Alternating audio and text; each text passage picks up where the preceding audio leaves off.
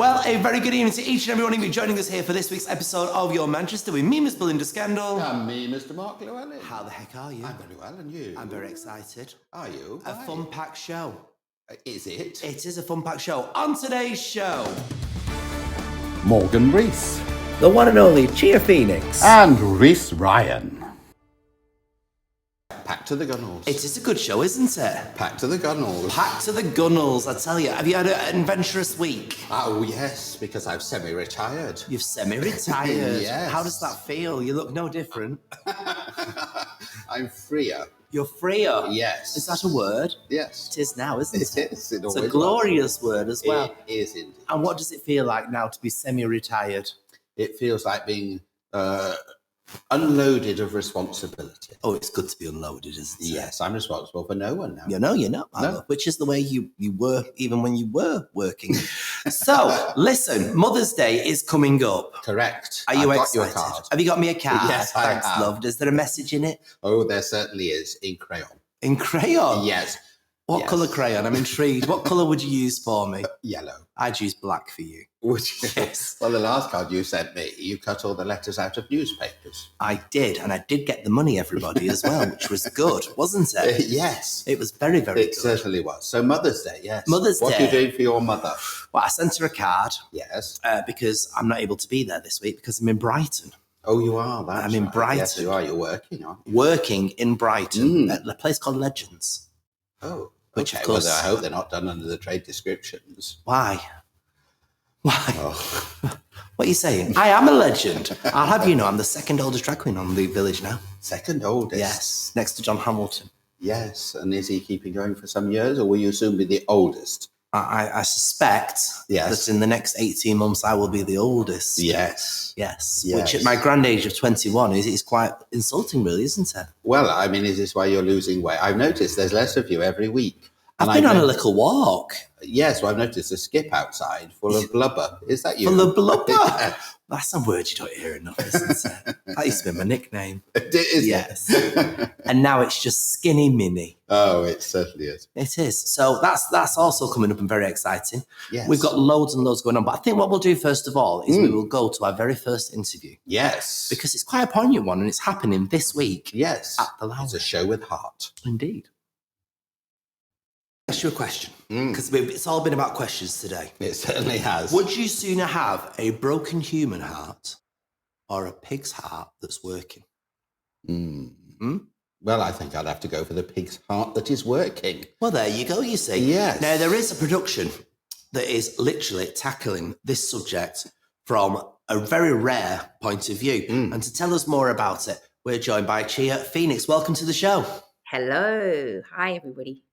Tell us all about this. It has got me hooked. Okay, so Pig Heart Boy is a production that is currently touring the UK, and it's based on a play. No, it's based on a book by Mallory Blackman that she wrote in 1999, which I think that she had read an article and it sparked some thought in her mind. So she created this fictional story about a young boy that needed a new heart, and he happens to get a pig's heart by the name of Trudy, who I also play in the production. However, it seems that now there has actually been some new technology or science technology where I think the heart of a pig has actually been used to support heart transplant. But what I will tell you is that within the Black community, it is very difficult to be able to get organ transplant because you kind of need it from the same DNA background. Because I think that our waiting time may be around 5 years to be able to get like heart transplantation. So the play opens up the idea of having this 13-year-old boy who needs the heart, a new heart.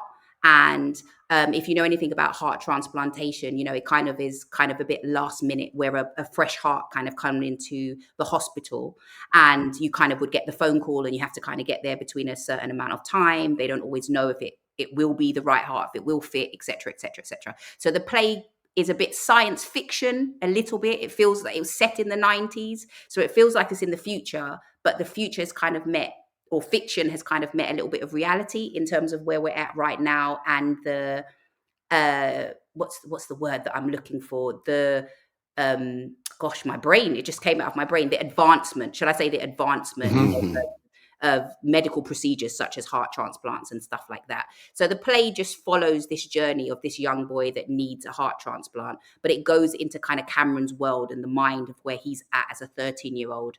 And then you've got all these other characters around him, his mum, his dad. It's about family, loyalty. And I also play his nan, his Jamaican grandmother, who is imparting all this wisdom about living life, and taking the chance of having this transplant to enjoy life as much as he possibly can.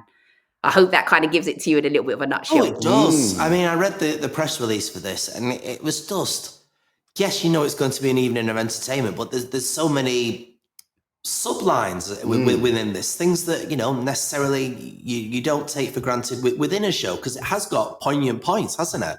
Yes, it has. As I said, there's the main storyline, which is about Cameron's, you know, his experience, but it's also teaching young people and adults about friendship. It's about loyalty. It's about family. It's about how, you know, how we're going to view the world, how we have our own inner worlds and own inner narratives and how we see things, and then what's happening outside in the real world. It's about different cultures and stuff coming together. And it's also set in the 90s. So there's a lot of references for those of us that was around in the 90s for adults to be able to enjoy, and aspects for young people to be able to catch about the 90s. So what's the audience reaction been like? It's been wonderful. I think it's been a wonderful delight, to be honest, because there is music. There's a bit of jungle in there. I come out as Trudy the Pig. They never expect me to come out as Trudy the Dancehall Queen by Beanie Man. So I'm like a little burst of fun in terms of just making that moment between Cameron and the pig, which is actually in his imagination, that he believes that the pig has come alive. But it's also showing his sensitivity towards this animal, and that he's, you know, this animal is going to give him his heart. And then I also play, so in theatre, they have this thing called Attract. So I play 5 characters, but they all kind of connect in a little bit of a way in terms of who guides Cameron. So I play Mrs. Stewart, which is his class teacher before he goes off to have his transplant. I am then Judy the Pig. I'm his nan, which is just encouraging him to live life. And then all throughout the play, there is this running theme about this organization that Winston Pinnock wrote about called LEPA, which is an animal activist. Because obviously there will be people that will not feel happy about us taking organs from animals to be able to use for ourselves. So I also play the leper lady as well, who kind of comes out, you know, with this little beret on her head and throws the blood of a pig on Cameron, which always shocks the audience. But it kind of shows all the different elements of how different people would feel about going through this process, including even the parents and their worries about it, because there is also a scene in the play which is about called Breaking News, where it gets out. And you know what the tabloids were like in the 90s. Yes. The headlines were like. So we have all these futuristic TVs on the stage that have all of these different headlines, and it's how the family deals with this and the embarrassment of dealing with it. Just before we let you go, we know you're a creative arts therapist. I mean, what do you hope that people are taking from this when they see this show? I think for myself personally, theatre has an opportunity to allow people to have a cathartic experience and to be able to explore their own emotions through these stories. We're a Black cast, we're a Caribbean cast, but everybody has a heart, right? So you're able to see or connect with these characters by the fact that all of us as humans have hearts. I also, the part that I play with Nan, towards the end, I transition. So that the children are getting an opportunity to see me transition into a spirit, which has allowed me to have some beautiful conversations with children about what happens after we pass and the spirit world, and being able to see that, in my opinion, the spirit kind of lives on. And also, I've had a lot of adults have cried, because I guess that they're exploring their own levels of grief and what life means after that. So for me as a creative art therapist, creativity is healing. And the healing comes in the actual ability of creativity. So watching the audience laugh and smile, and children wanting high fives from me and having a moment to laugh and play, it's brought all different ages together to just enjoy this slice of life. So it's been very beautiful to experience, to be honest with you. Fantastic. So this is at the Lowry Theatre and opens later this week. Yes. I've literally just arrived in Manchester today. Nice weather for it. It opens on Wednesday till Saturday at the Lowry. Fantastic. I hope you have a great time here in so Manchester and Salford. Well, all about a heart. And there's another film out that has a heart at its centre as well.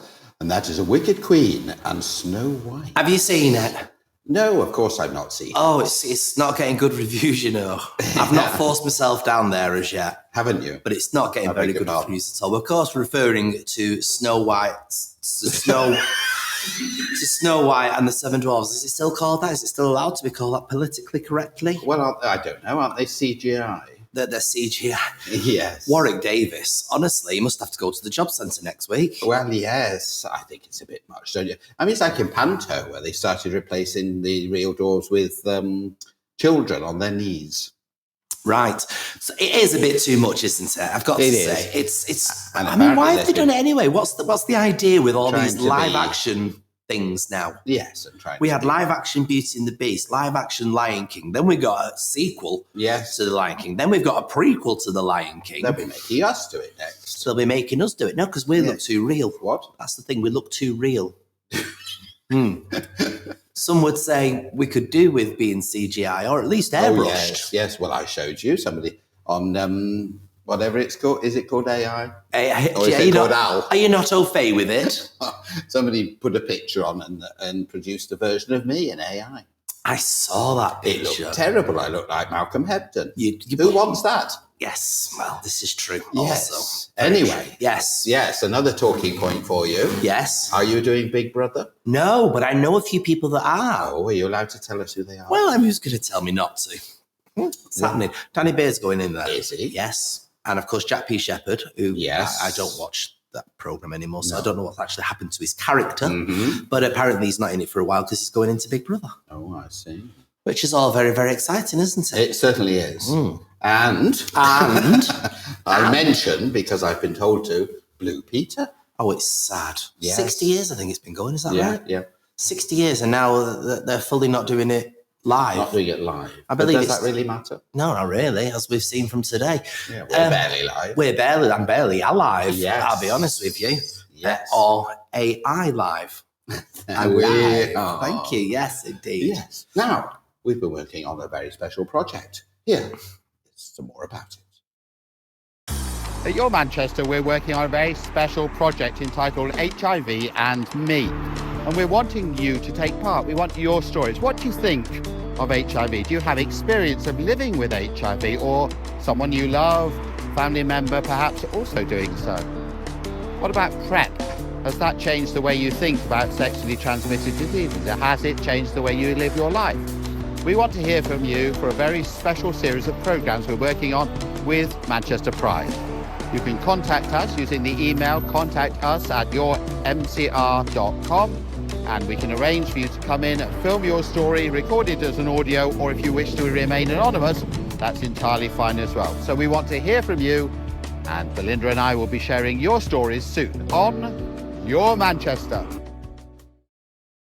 So there we go. That was quite nice, isn't it? Yes, I was stood out in the middle of a dual carriageway filming that. You were. You looked very good. Life and limb. Very good. Yes. Brand new cameras. Yes. Expensive. Yes. Good stuff. Very good camera Cinematic. operator. Yes, very good camera operator, some would say.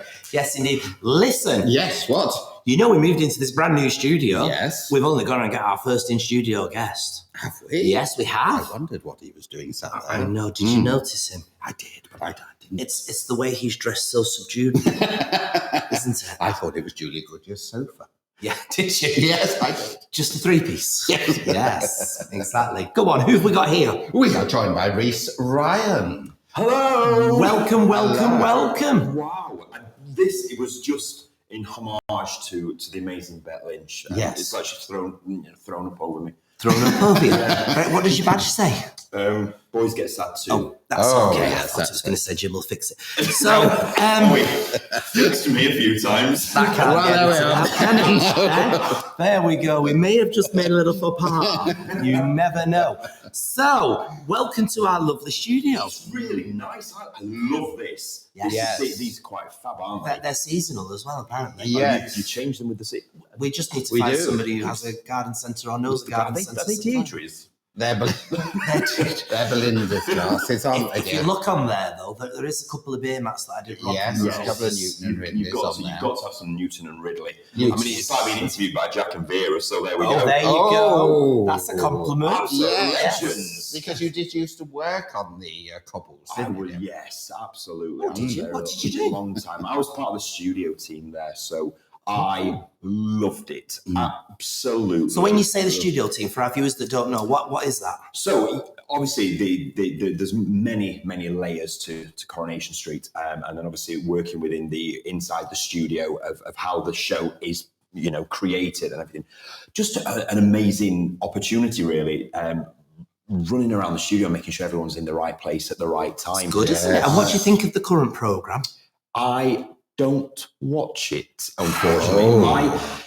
For me, I'm very old school. Pat Phoenix, Vi Carson, Jack Howarth, The the propers. legends. Yeah. You are never going to beat what Roy and Julie created with Alec and Bette Lynch. And, there were so many icons who created magic on that show. And obviously, all starting with Tony Warren. I met Tony when I was 16 years old, and he completely and utterly changed everything for me. And took a chance on me, really, which was quite nice, because it's like in this business. So many people say, no, you'll never do it. They close the door on you, close the door. And yet I was welcomed with open arms into this family and met who I still regard as some of my best friends, like Sherry Hewson and people like that, who are still in my life now. The greats have gone now, they've passed, but the legacy, what the likes of Vi Carson and Doris Speed, Pat Phoenix, my hero in life. Proper created. characters, weren't they?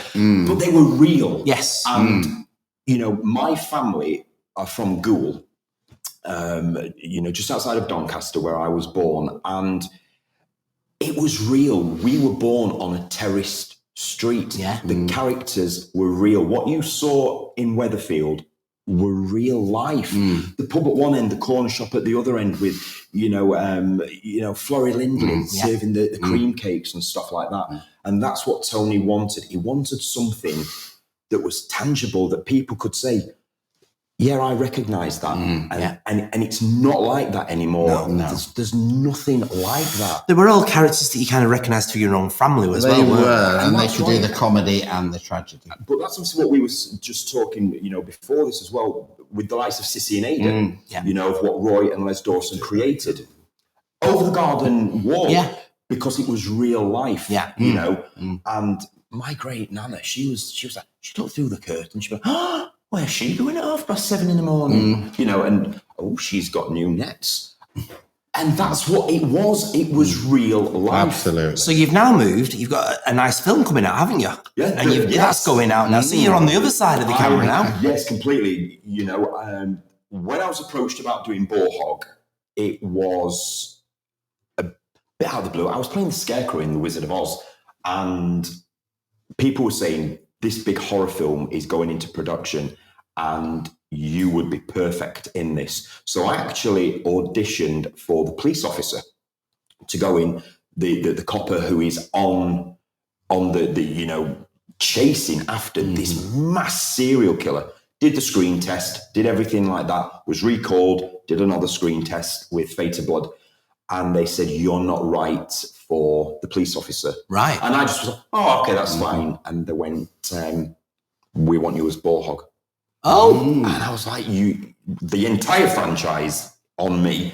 So we started filming, and it's been Well, tell us the story then. What's it about? So Adam Brecknell is a really nice guy. He works in the hospital. He's got a lovely wife called Laura, bit on the side called Faye, who's his secretary, but we're fine. And the story progresses that Adam ends up in this slaughterhouse, not giving too much away, But in the style of stereotypical good old-fashioned retro horror, it turns into a slasher.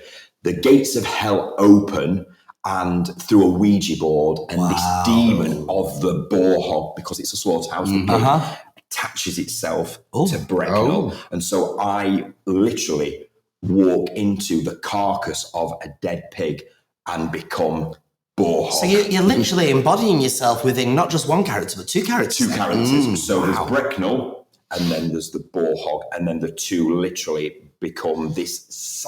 If you think Freddy Krueger meets The Shining. So I'll give you so there's a lot of supernatural with the gates of hell and fire and brimstone, and then you've got the boar hog, who is like Freddy Krueger, this relentless. Is it a gory horror? So much blood. Really? So much blood. There was one night we were filming. We were in a forest.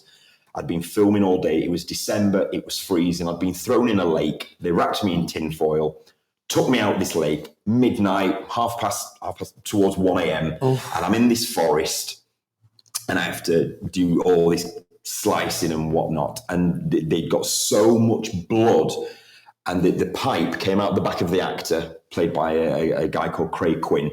And so the blood came out of him, and as they squeezed it, all the blood pumped over me. And it smells like trifle. It's it's vanilla and cornflower extract, but there was so much blood flowing over me. I was just like, I'm done. I've had enough of this. I'm tired. I'm cold. I've been in a lake. I'm in a forest, and now you're covering me. You signed up for it though, didn't you? Yes. Hey, Do you know, I loved it. We're going to do a sequel. Do you want to be in it? Well, you must speak to our agent. in a horror. Have you as yourselves? We can make a cameo. I say. Yes, that would be fun. Yes, So we had our premiere a few weeks. I hadn't met you at that point, or else you would have been at the premiere with me. When can people get their hands on this? Where can people see it? Well, this Wednesday, it's been launched at the Los Angeles Basement Horror Film Festival. Right. And I'm up for Best Actor in Los Angeles. This well. Wednesday. What day is it today? It's Monday. Wednesday. This Wednesday, you're up so for Best Wednesday, Actor. I'm up for Best Actor. We're doing the London launch. Then we've got the film festivals that we've already booked in for, and then it's coming out. And so you will be able to see it in its full Technicolor, gory glory. Sounds amazing. Yes, it's a very pig-heavy show tonight, isn't it? You think about it. But it's not boring. I'm boring. What boring? Very good. I know. Wow. But if you do want to change, we do actually. We'll come back to Reece in just a minute. But we have actually had another guest. We have with us today. indeed.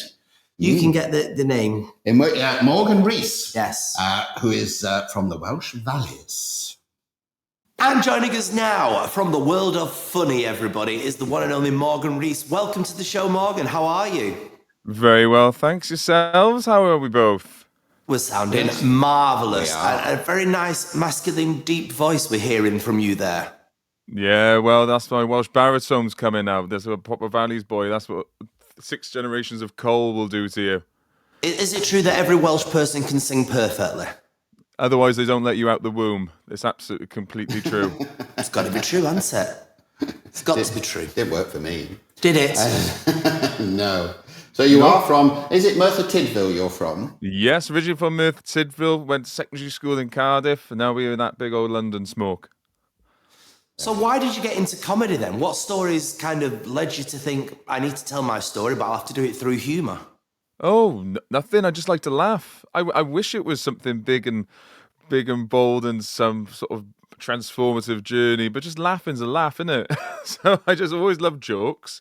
And I come from a middle of nowhere town where I thought you got picked out of the ether. I thought it was like one of those modelling stories where you just get caught spotted outside McDonald's or something. But no, then I moved to a big city, found out there's such thing as open mics nights, gave it a go, and next thing you know, boom, from here. That sounds fascinating. But I mean, your life hasn't just been very, very easy. I mean, you have come out very late in life, some would say. I mean, what led to that for you? Getting caught. No, I wish I could remember. I think I just slowly started telling people. It sort of just eats you up, doesn't it? And I obviously was riddled with internalized homophobia, blah blah blah blah blah. Hey, something as old as time. But yeah, I just started telling friends. I was felt ashamed of it for such a long time, and now 180 can't shut me up about it. So is your comedy kind of very autobiographical then? Yeah, and it's turning more autobiographical than making a greater point. But yeah, as you see the velocity that the news happens, it feels a bit eggy to have an opinion, because then you just get more context the next day. You just got, oh, bloody hell, I can't believe I said that. So I'm very much autobiographical. Is there anything that you've kind of edited from your show that, you thought you wanted to talk about and, perhaps you thought now, oh no, perhaps I shouldn't go there? Maybe stuff around genuine identity politics, more like sexuality based, in the fact that I would very much call myself proudly queer, bisexual. That's moved more into queer, and also that's moved into whatever. So for you then, comedy's, it's your way of life now. It's doing very well for you by all accounts. Why should people come and watch this particular show of yours? And tell us about this show. Well, this show is the one I'm doing obviously in Manchester, and it's on Tuesday the 7th, I believe, and it's very much just going to be like the best 30 minutes of the currently new show that I'm working up, and it's just going to be so funny. I'm so unashamedly queer, just out for laughs. I am big about just having a joke every 10-15 seconds. It is big. If you like big and silly in a harrowed serious world, then my lordy, is this a relief bite for you? And also the other acts on the bill, I've worked with them all, and they are phenomenal. They could be headlining this gig, if I'm quite honest with you. It is a stellar lineup. Okay, then, so where is this on at, and how can people get tickets? Oh, beg my pardon, I don't know either, but I do know if you put it into Google, they'll pop up. I'm just been booked as the headliner. I didn't put. Fair enough. We know this is going to be Wednesday the 9th, and it's going to be in a beautiful, beautiful venue, and people should come and watch this, shouldn't they? Yes, and we might even put the details on the bottom. In fact, we will. They will be there. I would love that, please. That would be super. And honestly, it's gonna be spectacular. So we look forward to that. It's going to be at the Contact Theatre. I believe so. On a very, very lovely day. The 9th. Thank you. There we go. Still in studio with us today is the wonderful Reece Ryan, not Morgan Rees. No, it's very Reese heavy, this show as well. Pigs and Reese. Which is my favourite chocolate as well, so that's good, isn't it? Oh, I don't like that. Do you know? No. A bit of peanut butter for the protein. No, absolutely. Don't like them, I'm sorry.